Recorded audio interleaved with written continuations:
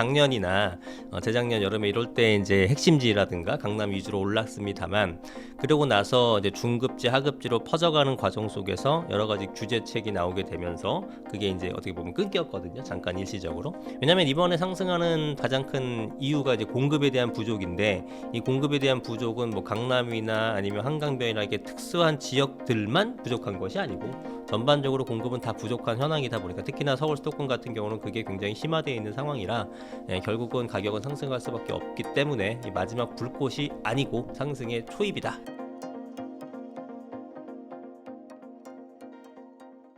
안녕하세요. 인터뷰 진행을 맡은 카프카입니다.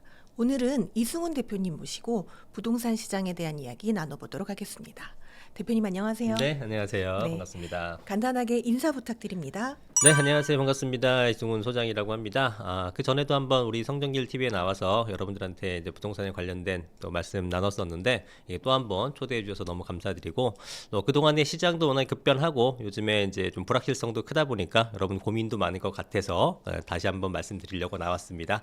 좋은 말씀 많이 드리고 여러분들한테 도움이 될 수 있도록 하겠습니다. 네, 이제 2026년도 벌써 이제 한 달 넘게 지났는데요. 네. 최근에 좀 현장에서 보시는 부동산 시장 분위기 좀 어떠한가요? 일단 뭐 연말 연초는 또 조용한 것 같다가, 또 최근 들어서는 이제 대통령께서 굉장히 많은 이 부동산에 관련된 말씀들을 하고 계시잖아요. 그러다 보니까 그거에 대한 어떤 그 이슈도 많이 되고 언론에서도 많이 다루고 하다 보니까 관심들이 좀 더 커진 것 같아요.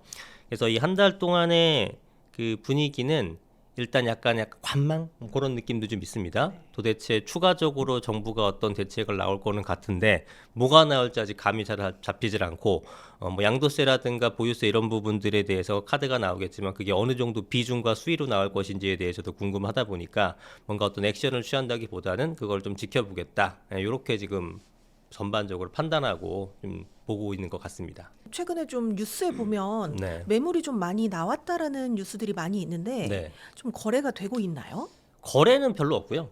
네, 이제 모르겠습니다. 언론에서 나오는 부분이 약간 뭐 과장돼서 얘기하는 것도 있고 뭐 그런 부분도 있는 것 같아서 뭐 100% 수용할 수는 없겠습니다만, 일단 현장에서 보는 걸로는 일단은 보유세 강화 카드가 나오게 되면 물건을 내놓겠다는 다주택자들이 당연히 없는 건 아니에요. 네. 그리고 그거는 이제 보유세를 그 강하게 했을 때에 대해서 세금에 대한 거부감이 있는 분들도 있을 테니까. 근데 뭐 그게 대다수 분들은 아닐 거고 일부 금매 물건이 나오기는 하겠죠. 뭐 그런 것들은 제가 시장에 나오게 되면 금방 소진될 거라고 판단하고 있는 부분이 있고, 그래서 전반적으로 거래량이 늘어나거나 그런 거는 아니고요. 왜냐하면 토지 거래 허가라든가 이렇게 거래가 될 수 있는 환경 자체가 아니니까.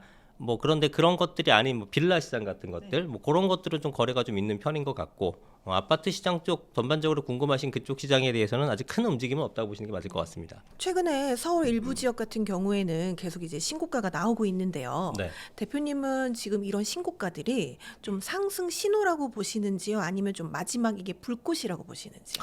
저는 이제 누차 말씀드렸지만, 요거는 뭐 상승의 초입이다라고 봅니다. 그래서 일단 물론 작년이나 재작년 여름에 이럴 때 이제 핵심지라든가 강남 위주로 올랐습니다만, 그러고 나서 이제 중급지, 하급지로 퍼져가는 과정 속에서 여러 가지 규제책이 나오게 되면서 그게 이제 어떻게 보면 끊겼거든요. 잠깐 일시적으로. 그런데 이제 그게 다시 결국은 시간에 대한 지연 효과만 있을 뿐이고 다시 상승할 것이다라고 지속 말씀드렸던 것처럼 이거는 상승의 이제 초입이라고 보시면 될 것 같죠. 왜냐하면 이번에 상승하는 턴의 가장 큰 이유가 이제 공급에 대한 부족인데, 이 공급에 대한 부족은 뭐 강남이나 아니면 한강변이나 이렇게 특수한 지역들만 부족한 것이 아니고 전반적으로 공급은 다 부족한 현황이다 보니까, 특히나 서울 수도권 같은 경우는 그게 굉장히 심화되어 있는 상황이라 결국은 가격은 상승할 수밖에 없기 때문에 이 마지막 불꽃이 아니고 상승의 초입이다, 이렇게 보시는 게 정확한 진단입니다. 그렇다면 과거 20년, 뭐 21년 이때 상승장하고 비교했을 때 네. 지금 좀 그때와는 좀 많이 다른 그런 좀 결정적인 다른 점이 있다면 뭐라고 보시나요? 매우 큰 차이점이 있는데요. 일단 20년도, 21년도에도 이제 크게 상승을 했고 네. 지금도 작년 기준에 했을 때는 꽤 많이 상승했거든요. 이제 두 가지가 이제 오른 원인 자체는 좀 틀립니다.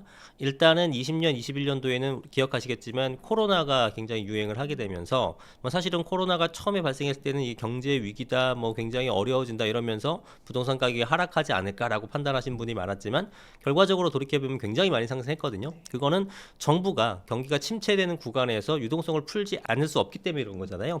그래서 금리도 0.5% 기준금리의 최저금리를 적용을 했었고 거기다가 민생지원금 같은 것들도 돈을 많이 풀다 보니까 실질적인 자산가치 상승 효과는 굉장히 컸거든요. 그래서 결국은 20년도, 21년도에는 물량이 딸리지 않았습니다. 공급은 굉장히 많았어요. 왜냐하면 입주 물량이라는 것은 보통 3년 반, 4년 전에 인허가 물량이 입주가 되는 건데 그 4, 5년 전에 공급했었던 인허가 물량이 나왔던 그 시기라면은 2016년, 17년도가 되는 거잖아요. 요 시점에는 부동산 경기가 굉장히 좋았기 때문에 당연히 공급자 입장에서 인허가 물량을 많이 내놨던 시기입니다.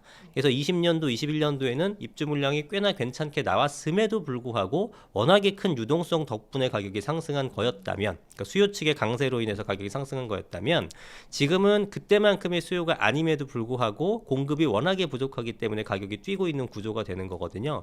근데 이게 큰 차이점은 뭐냐면 일단은 유동성 장애에 의해서 가격이 상승한다고 하더라도 공급량이 많으면 전세나 월세의 가격 자체는 굉장히 안정적인 편이에요.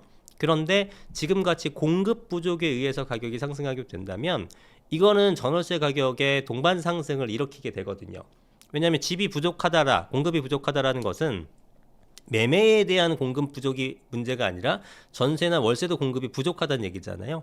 매년 수요, 뭐 예를 들어 신혼부부 수요 같은 분들은 부동산 시장에 진입을 하게 되는데 그분들은 신규 공급 물량이 필요한 거예요. 근데 그 물량이 안 나온다 그러면 당연히 경쟁률이 점점 세지게 되는 거죠. 그러다 보니까 가격이 올라가는 거고 그 전월세 가격이 올라가게 되면은 이제 매가도 자극시켜서 매가도 올라가게 되는 구조가 되는 거예요. 그러니까 제가 볼 땐 정부가 이거를 모르지는 않을 것 같고 다만 전월세 가격을 안정시키고 매가를 안정시키기 위해서는 공급이 입주 물량 기준에서 공급이 나타나야 되는데 그 입주 물량은 한참 남았기 때문에 그 전에 뭔가 수요를 억제시켜서라도 좀 가격을 좀 누르려는 그런 성향을 좀 보이고 있는 것 같습니다. 최근에 이 정부 쪽에서 또 대통령실에서 이렇게 나오는 발언들을 보면은 1주택자라도 거주하지 않으면 약간 투기꾼으로 보는 그런 좀 시각을 보여주고 있는데 이 부분은 좀 어떻게 보세요? 사실 이런 것도 처음 나온 얘기죠. 1주택자를 투기로 본다는 시각 자체가 좀 재밌고 그러니까 좀 정부가 모르겠습니다. 많이 좀 성급하고 급하구나라는 느낌을 좀 개인적으로는 받았고요. 그리고 이제 1주택자 분들이 내 집에 거주 안 하고 내 거를 전세를 주고 그다음에 내가 전세를 거주하는 이런 형태들에 대해서 투기꾼의 어떤 시각을 바라보고 제재를 하겠다라는 건데 저도 주택이 여럿 있는 다주택자지만 현재 제가 상황에 의해서 아이들 뭐 교육 때문에 전세로 있거든요. 제 집은 다 전세를 줬고 그러면은 이게 어떤 투기의 목적으로 제가 전세를 하고 우리 집을 전세를 줬느냐 그건 아니거든요. 그래서 이런 사태가 굉장히 많죠. 뭐 지방 발령이 났다든가 그러면 이걸 꼭 팔고 거기에 가서 살아야 되느냐 집을 구입해서 굉장히 문제가 많죠. 그래서 이런 1주택자를 투기로 보는 시각을 어떤 투자자냐 아니면은 그냥 실거주자냐에 대한 어떤 판단 기준도 굉장히 모호하고 이런 것들을 구별하려면은 굉장한 어떤 시간과 노력과 이게 필요하기 때문에 사회적 비용도 많이 들어가고 그런 거에 비해서 실익이 거의 없는 것 같다라고 판단하기 때문에 1주택자를 어떤 투기의 관점에서 바라보면서 제재를 가한다는 것 자체는 개인적으로는 조금 좀 바람직하지 않다고 생각을 하고 있습니다. 정부 입장에서는 부동산 시장을 좀 안정화하기 위해서 또 일부러 더 강력한 발언을 한 게 아닌가 싶기도 한데 네. 정부에서도 공급 대책을 발표했잖아요. 네. 이 공급 대책에 대해서는 좀 어떻게 보시나요? 공급 대책 자체는 굉장히 좋죠. 방향성 자체는. 왜냐하면 시장을 안정화시키는 방법은 꾸준한 공급을 통해서 이제 집이 부족하지 않다라는 어떤 시그널을 주는 것도 중요하고 실질적인 입주 물량이 나타나게 되면서 전월세 가격이 안정시키면서 결국은 매가 안정을 시켜주는 구조가 되는 거다 보니까 구조적으로 공급은 공공에서 계속 해줘야 되는 건 맞습니다. 그래서 이러한 공급 대책의 방향성은 맞는데 다만 아쉬운 거는 우리 기존의 공급이 굉장히 제대로 원활하게 되질 않았습니다.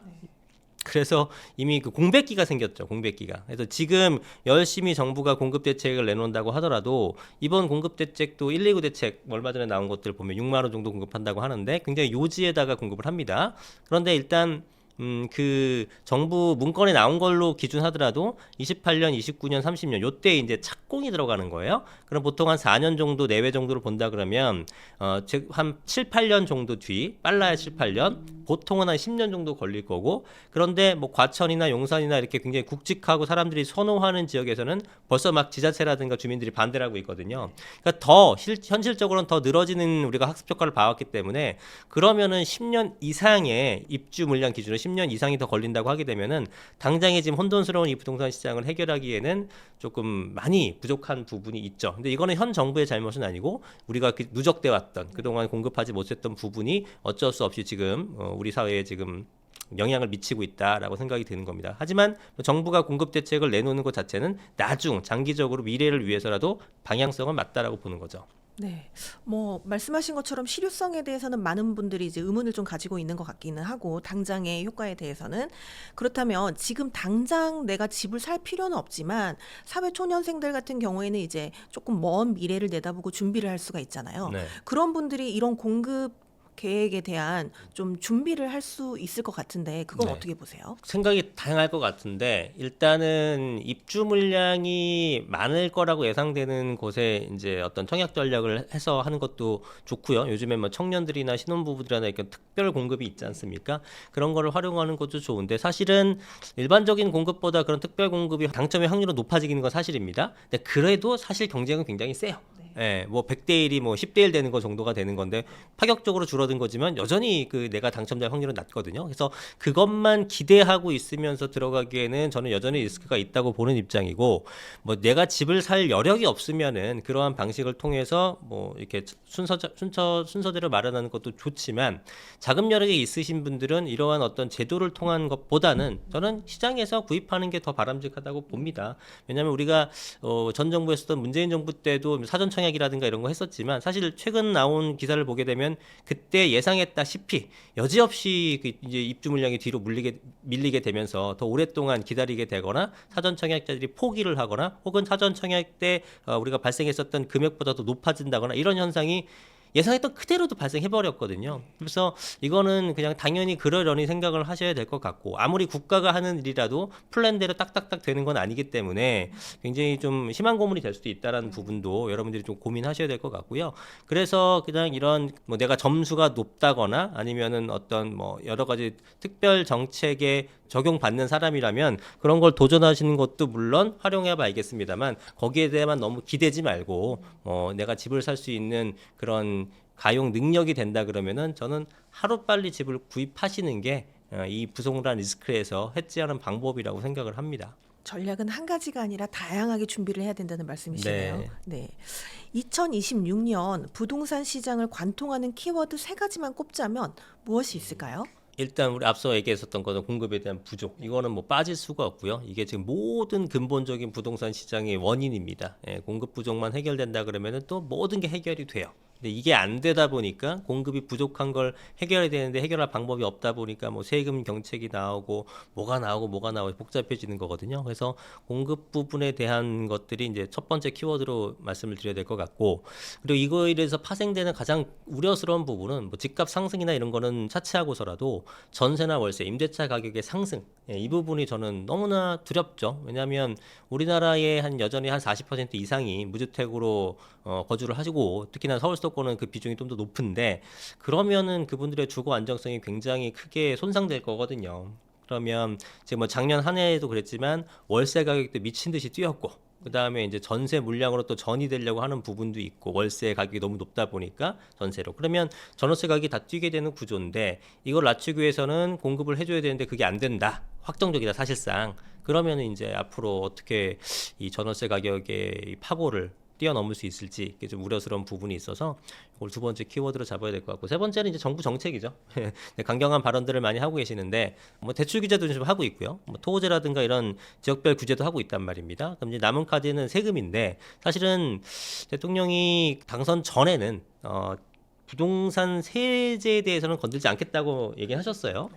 그리고 공급 위주로 개발해서 시장 안정화시키겠다는데 사실상 지금 거의 지켜지는 건 없고 막상 그 행정을 보다 보니까 이게 뜻처럼 안 되기 때문에 뭐 그렇게 하신 건지는 모르겠습니다만 사실은 우리가 세금 정책이라든가 대출 규제라든가 이런 것들이 과거에 안 해봤던 게 아니잖아요.